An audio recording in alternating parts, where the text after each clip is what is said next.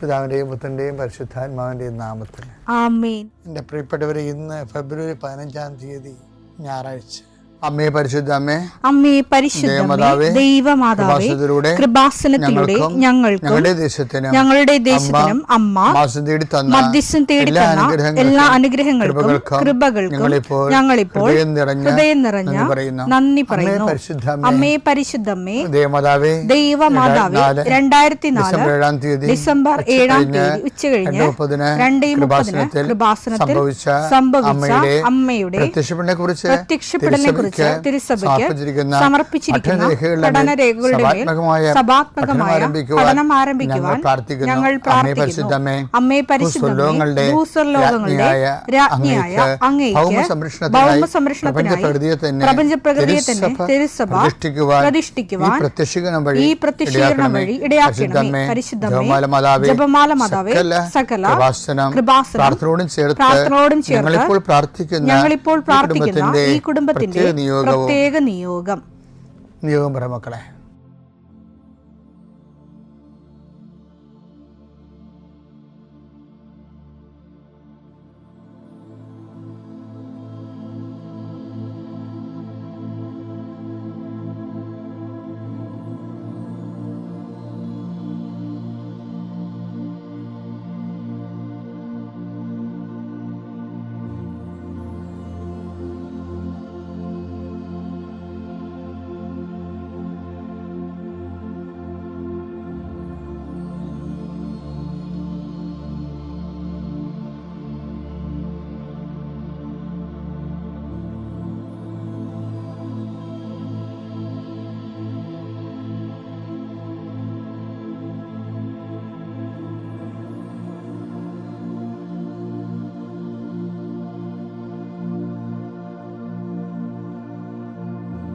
അമ്മയുടെ പ്രത്യക്ഷീകരണത്തിന്റെ ഈ അനുഗ്രഹവേളയിൽ ഞങ്ങൾക്ക് സാധിച്ചു തരുവാൻ കനിയണമേ.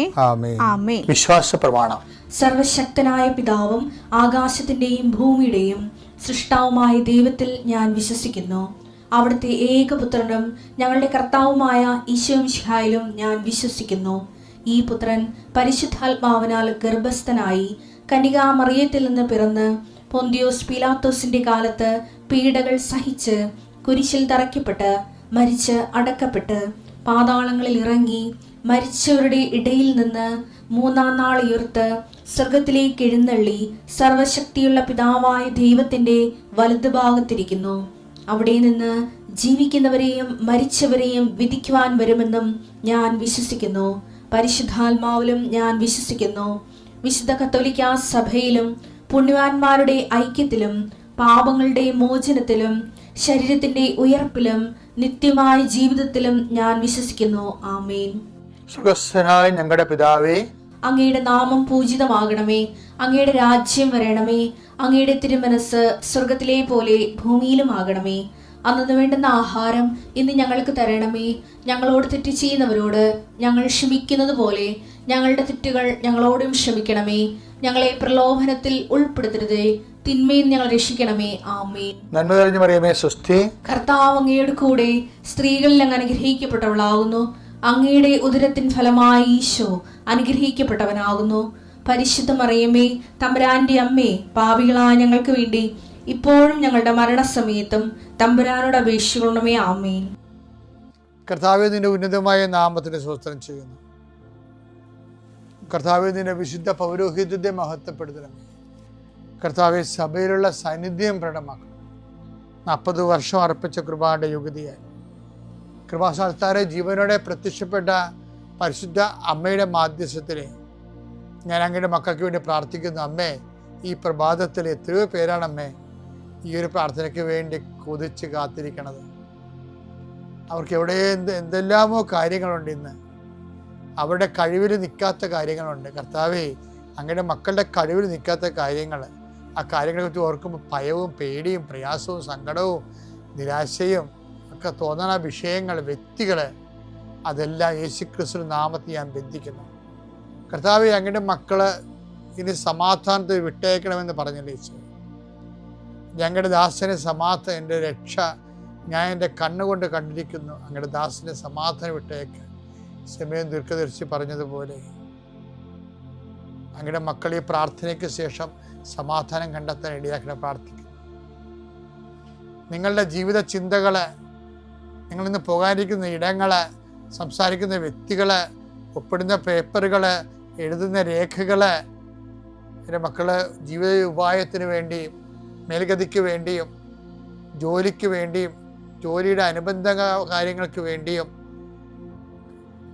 എവിടെയെല്ലാം യാത്ര ചെയ്യുന്നു, ആരെല്ലാം സംസാരിക്കുന്നു, ഫോൺ ചെയ്തിട്ട് എന്തെങ്കിലും ഡേറ്റോ കാര്യമോ തീരുമാനമോ വാക്കോ പ്രവൃത്തിയോ തീരുമാനമോ കിട്ടാൻ വേണ്ടി കാത്തിരിക്കുന്നു. അതെല്ലാം മക്കൾക്ക് അനുകൂലമാവുകയും അത് ഈശോയുടെ നാമത്തിൽ ഞാൻ നിങ്ങളെ അനുഗ്രഹിക്കുകയും ചെയ്യുന്നു.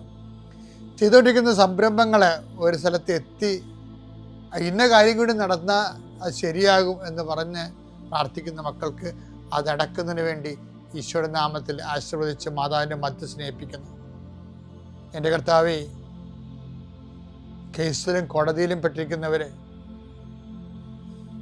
എൻ്റെ കർത്താവേ, മനുഷ്യൻ്റെ ഭീഷണി കാരണം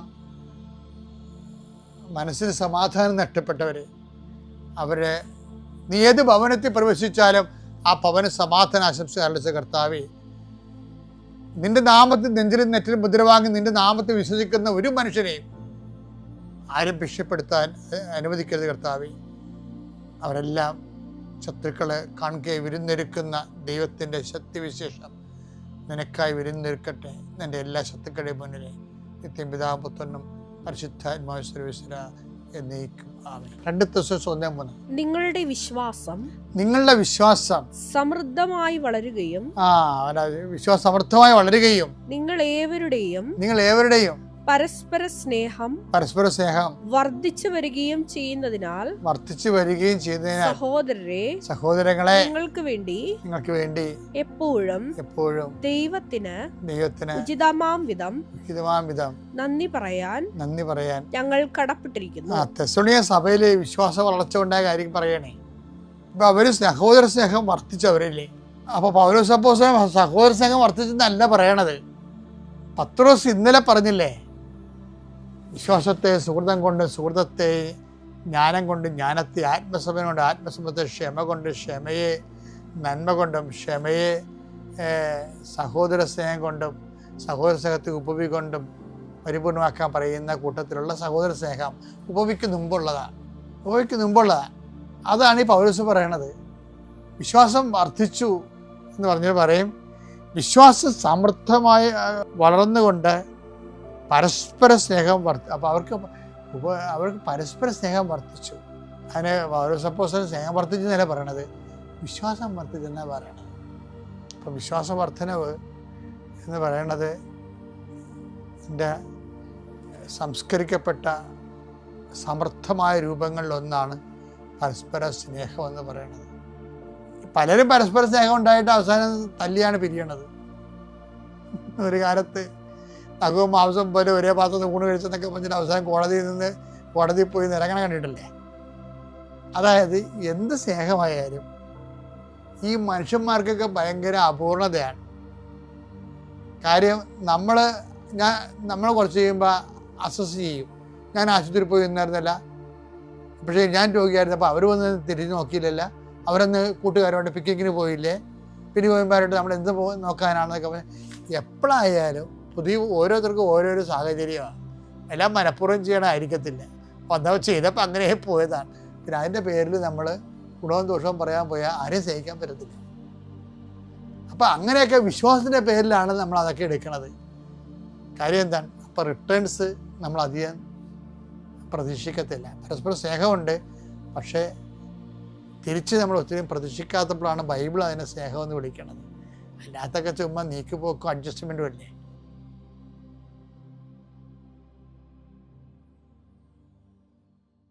അത്യപൂർവ ദൈവാനുഭവങ്ങൾ ഇനി നിങ്ങൾക്കും സ്വന്തം. ഈ യൂട്യൂബ് ചാനൽ ഇതുവരെ സബ്സ്ക്രൈബ് ചെയ്തിട്ടില്ലെങ്കിൽ ഇപ്പോൾ തന്നെ സബ്സ്ക്രൈബ് ചെയ്യുക. ഈ വീഡിയോ ഇപ്പോൾ തന്നെ നിങ്ങളുടെ സുഹൃത്തുക്കൾക്ക് ഷെയർ ചെയ്തുകൊണ്ട് കർത്താവിന്റെ പ്രേക്ഷിതരാകുക.